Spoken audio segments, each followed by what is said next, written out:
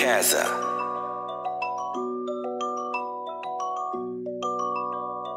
Zero. Hey, hey, I tell him man sit quiet. Hello, it's your boy Hans. Welcome to my channel, Hans the Traveler. Today I'm here with Blaise. Yeah, so we're talking about 10 things Black Americans, Black diasporans need to know or need to do before moving back to the continent. So the first thing we'll be talking about on the countdown, number 10, is food. Talking about food, before you move to Africa, you need to know so much about the food. You need to have visited at least 5 African restaurants in America. So what do you have to say about the food? Advising Black Americans moving to Africa, what we advise them to know about African food and African recipes? Well, I think they should just, like what we would say in common parlance, that they should fall in love with an African delicacy, even when they are still in America.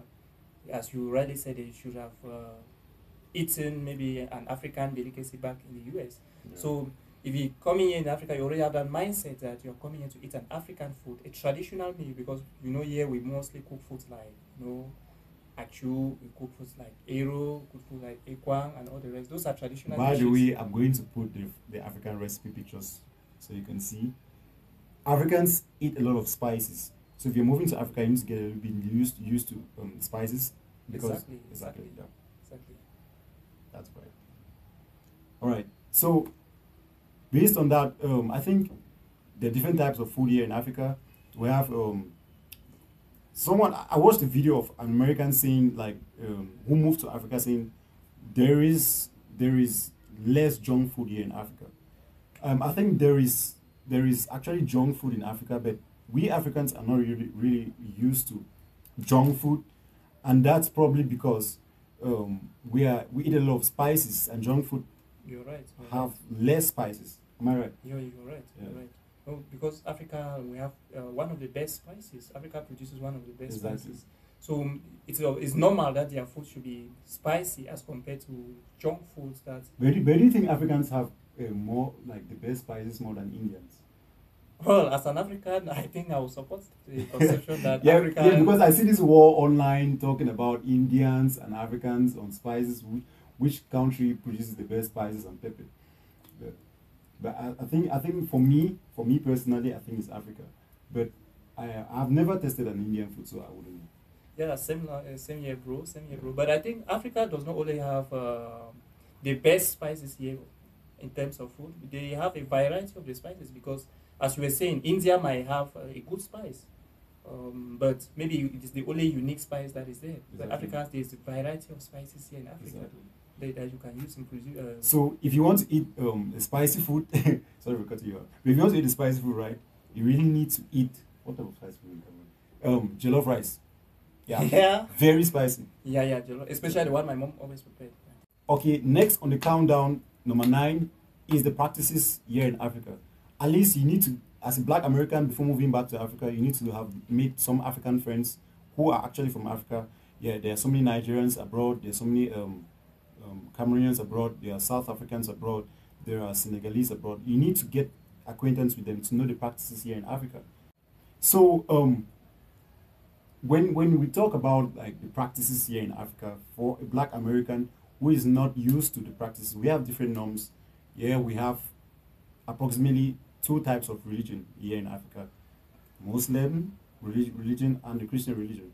Not forgetting also customary, because we are the African Exactly. man believes in tradition. And the customary tradition. Yeah. Because we believe in actual traditions of our ancestors. Ancestral worship. Yeah.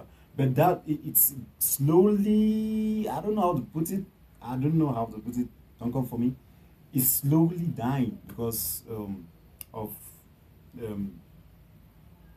how do I put it, like the Christian religion, so, and the Muslim religion. What do you think? No, but I think even despite the fact, you're right to say that ancestral worship is dying nowadays, but we still believe that there are still some aspects of the African tradition that we consider them to be sacred. We consider them to be absolute. We consider them that you cannot deal with them. You cannot do without them. So as a Black American, first of all, you have an African blood flowing through your veins. Exactly. It means you should there are some certain cultures that they are supreme. You know, an African man will always say tradition is tradition and must be respected. There are certain type of things that it is not recognized under the African cultural system. Nowadays we now realize that because of globalization, modernization, and civilization, Christianity and Islamism are gradually doing away with some of these practices, but there are still some of those practices that I think they are well to do it. I think we cannot do without it. I think it is very important. That's right. That even brings me to the fact that here in Africa, the next thing on the countdown, number 8 is entrepreneurship. And entrepreneurship is one of the things you need to know as a Black American before moving to Africa. So, talking about entrepreneurship, as an American moving to Africa, you need to be an entrepreneur because most Africans are entrepreneurs. We are so proprietors here in Africa. We mostly have like individual businesses here in Africa that feed our family, feed our daily needs, provides us for our daily needs, which takes us within a lifetime. You can find someone, I think I'm right? Yeah, because you can find someone here in Africa who does fries like on the road, like frying of gâteau. I don't know how you guys call it over there. Yeah, we'll have something called, I'll put the picture on the screen so you see. We have something like gâteau. You can fry it and actually sponsor your own family, minor family, throughout the lifetime, pay your child's school fees and all of that. So, what do you think? Yeah, I think that first of all, an entrepreneur, you should be someone who you can identify existing opportunities, because an entrepreneur, you being an entrepreneur, you're different. An entrepreneur is not like an ordinary human being. An entrepreneur, to me, you should be able to identify opportunities that are existing in Africa. You should exploit those opportunities, and you should transform those opportunities into business ideas. Okay. Now, an African man is always creative, historically proven. We remember that when we read our historical past in elements of poetry, we have always been creative in words of art and craft. Exactly. So an African man is creative. So you come into Africa, you must also embed that creative spirit. You should have that creative spirit. Talking about the climate, I think I like this topic so much because I've been seeing a lot of stereotype comments and mentality on social media about the African climate by the Americans and by the Western media, saying Africa is hot, Africa is this. Here in Africa, we have over different type of climates. Right?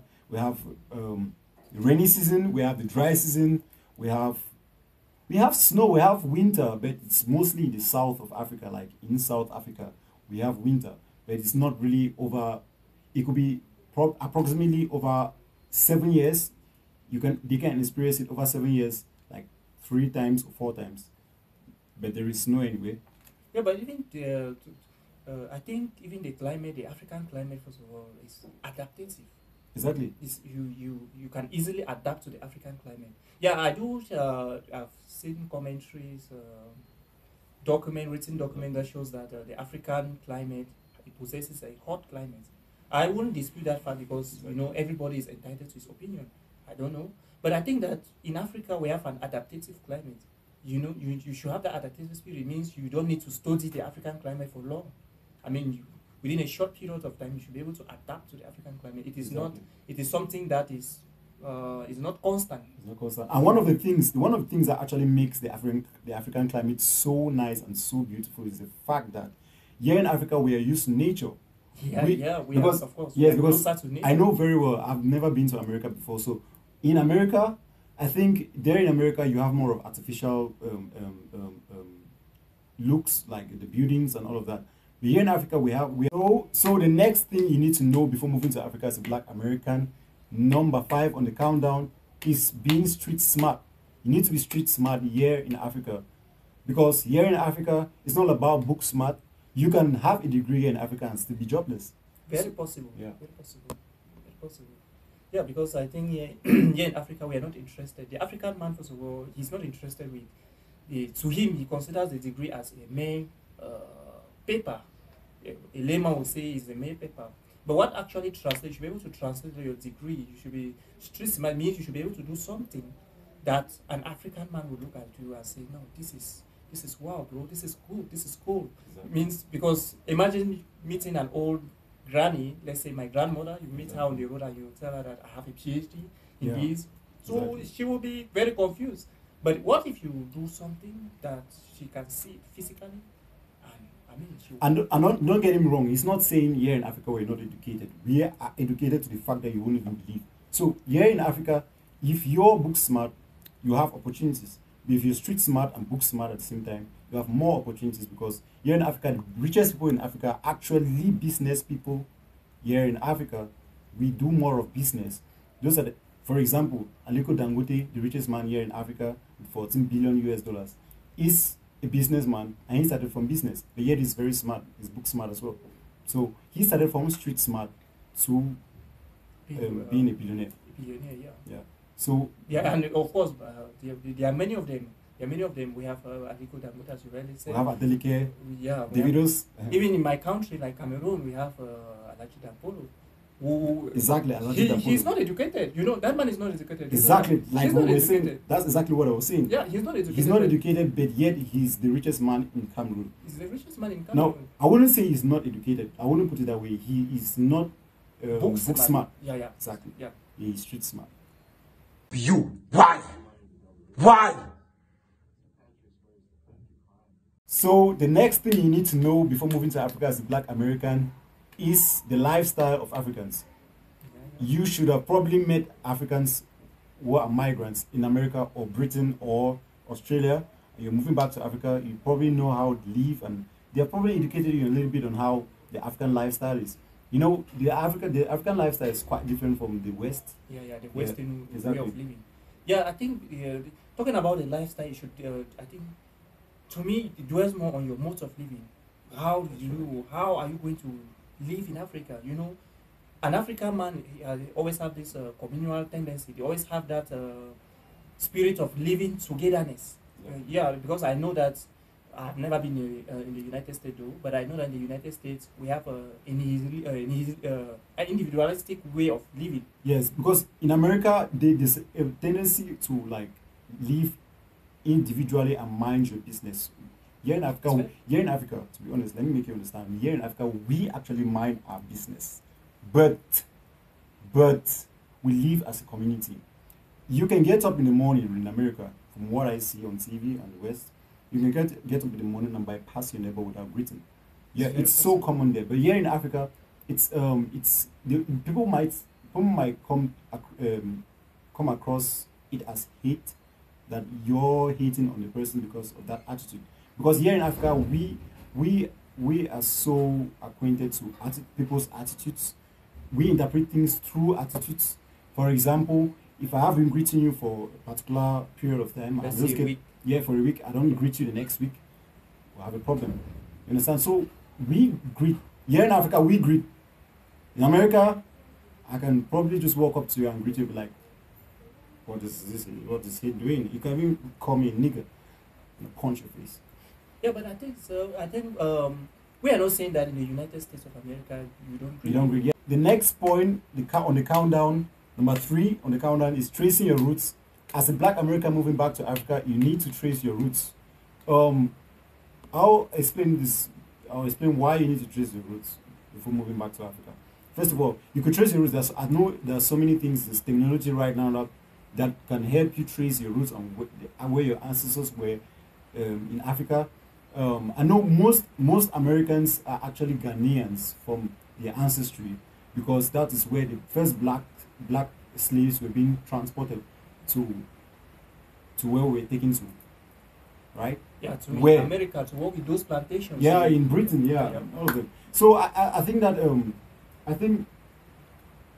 you need to trace your roots first of all, so you can easily get acquaintance with it. Maybe your ancestry, there's a little bit of connection between your ancestry and you coming back to Africa and where you have to stay in Africa. That's why I'm saying that. Yeah, but tracing your root also, to me, first of all, you must have that feeling of first and foremost, I am an African. You must know that you are an African, because if you know that you are an African, you come here in Africa, you will not see yourself as a foreigner, okay? Because if you don't trace your root properly, because tracing your root does not only mean identified a particular ancestor that I'm the Yeah, descendant of this you're the person. descendant, But it's yeah, that's having right. that feeling that I am an African, African. despite the fact that I am in the United States, or I'm in America, or I'm in any Western country Exactly. of the world. But I am an African first and foremost. Yeah. Means if you come here or with already that thought, it'll be very easy to trace your root, because you might not necessarily meet your ancestors, but just you having that spirit, to me, I think you'll be able to cohabit very freely with the other people who are living in Africa, because the system, you already have that ideology. You don't see yourself as a foreigner. Exactly, You and- undertake in any activities that the other people are doing. On that particular point, you're very right, because here in Africa, you don't really need to come to Nigeria saying, okay, this is my roots. If your ancestors are from Nigeria or from Ghana, and you move to Cameroon for something, maybe you want to do something here in Cameroon, and you move to Cameroon, one of the things that can actually make you want to stay in Cameroon is the communal spirit of Cameroonians. We have communal spirit of black Africans actually every black African country. So the next thing on the countdown is about the culture of Africans. As a black American, you probably should have already made African friends and known a little bit about the culture. So before moving back to Africa, you need to know a little bit about the African culture, because the culture here is not the same. What do you think about that?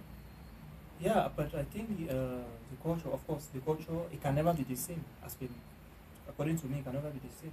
You know, Africa has, there are a lot of, there are varieties of cultures here in Africa. And, you know, and I'm sure that as an American, you must be able to identify with yourself one or either or all of the culture. Exactly. Because we have the African cultures, like for example, Cameroon. We take a country like Cameroon, we have like about 250 ethnic groups, which means that we have about 250 different cultures. And these cultures, these ethnic groups, they have a particular aspect, cultural aspect, that is only peculiar to them. I mean, you only see it. You should be able to know that when you see this culture, you know that, this man is coming from the grass field. Like for example, we look at the recent parade that was done in Yaoundé. I don't know if you actually see that. You realize that Cameroon, they portrayed the four cultural zones. I mean, the north, the east, and the west. Okay, and now in the north they were portraying like the Fulfide, that is the Muslim culture, some sort of Islamism. How the Muslim man, the way they live. That reminds me of the fact that here in Africa, the culture is so diverse in such a way that, like, you can come here and actually use the culture to actually portray the world of the place you're coming back to. I think people have missed out Africa as a culture itself. So people don't want to practice. I know so many Africans are moving abroad and trying to practice their American culture without forgetting about their own roots. So I love the fact that most Africans, black Americans in particular, are moving back to Africa and practicing the African. Like he said, you identify yourself with a particular culture. Here in Cameroon, we have so many cultures you can identify yourself with. We have the cultures based on dressing. Our dressing culture is so beautiful, man. We actually want the best material in the whole world, and it's from the grass field. So yeah, but to add again, I think that on this aspect of culture, you know that culture occupies an important place in every country. You know, a writer once said, a country is alive when its culture lives. It means when a country portrays its culture, that's when you see the lifelessness. You know, a country is not a physical person. It's a moral person. You don't see it. But through its elements of culture, the culture is trying to portray. You will be able to see that, this is Cameroon. This is Nigeria. I mean, you should be able to portray its diversified. Yes, diversity, actually. Yeah. So here in Africa, like, first of all, another thing you need to know as Black American moving to Africa is that here we respect elders so much. Yeah. You need to know that. We Especially don't go around talking to our elders anyhow. Yeah. Especially in the western part of Africa, you Yeah. don't talk to your elder. don't talk to your anyhow. elders You anyhow. give him the maximum respect. Respect. Exactly. And here we believe respecting your elders is a blessing, because here in Africa we give like a connotation of wisdom to the elderly, because we believe that the elderly can bless you through their wisdom and through their advices. Yeah. All right, the last on the countdown, number 1, is the mindset you need to change about Africa as a black American moving to Africa based on the Western media. So this one is a very interesting topic. First Very of all, interesting indeed. yeah, because I think I've seen so many. I have so many American friends online, and they're like, one asked me once that, do you guys have mobile phones over there? I'm like, are you that dumb? Because I'm texting you right now.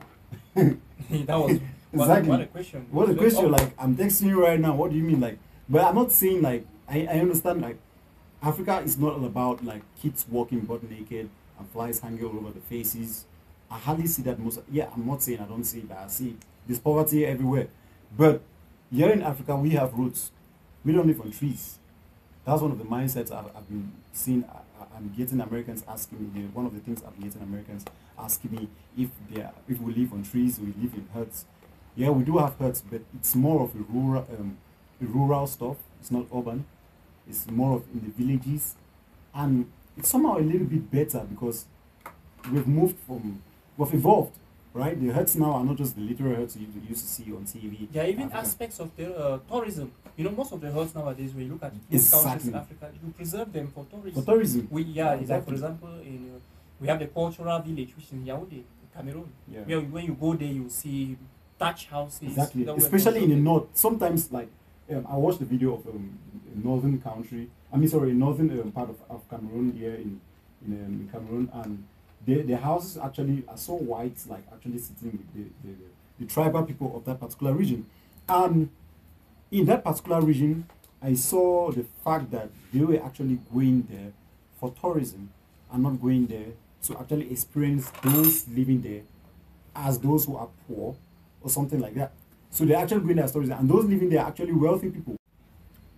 Yeah, when we are talking about, first of all, mindset, Mr. Hans, I think your mindset should not only be, it should be positive, because, mindset, you might have a negative or positive mindset Exactly, about something. yeah. So I think you must have a positive mindset about Africa, because if you don't have a positive mindset about something, you will never find interest in Interesting, that. exactly. You must have a positive mindset. So thanks to the internet, social media has made the world to become a global village.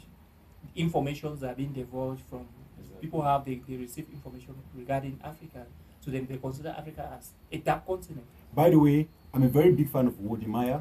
If you watch this video to the end, please don't forget to subscribe. Don't forget to like. I'm a very big fan. I'm Wode Maya's big. Wode Maya, if you're watching this video right now, I'm your biggest fan. I watched a video of you interviewing an American saying he thought they were in cars in Africa. Bro, That was we're driving the biggest Lamborghinis here in Africa. I think Davido, one of the biggest artists in Africa, recently bought a Lamborghini and he's driving it on the streets of Nigeria. Here in Cameroon, we have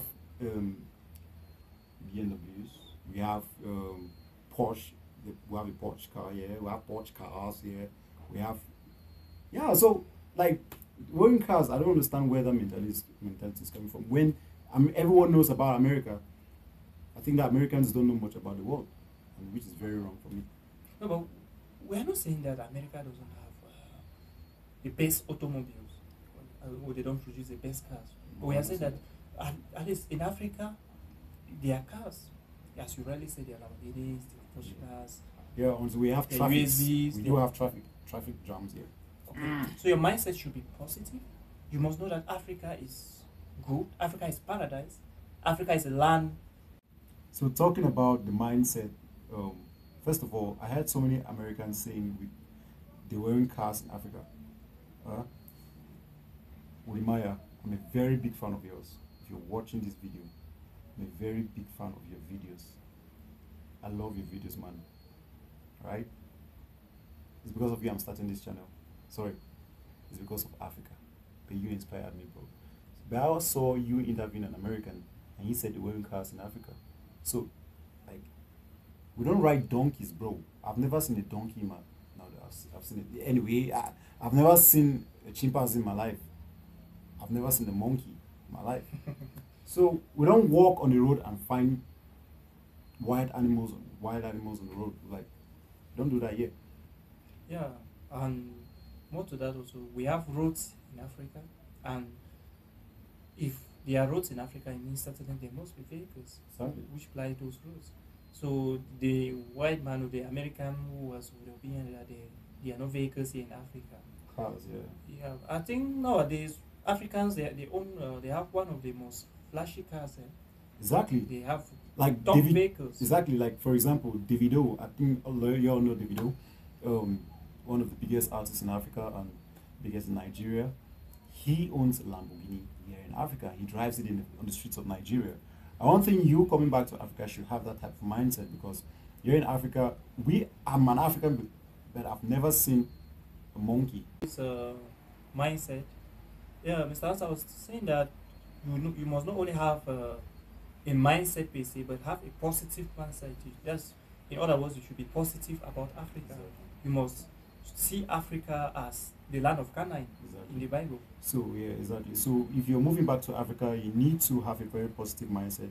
We're not walking around butt naked there. We're not like, whoa, no, we don't do that here, bro. So first of all, if you like this video, subscribe, share, tell the brother out there in America that we're moving back to Africa. You need to know these 10 things before moving back to Africa. So subscribe and hit the notification button so that whenever I upload, you can see and watch, and then you can be aware on what to do or what you need to know for moving to Africa and the kind of things. So I'm going to be uploading in my next videos. So thank you so much for watching. Shout out to Odemaya. He inspired me to do this. And Kaza. Don't forget God.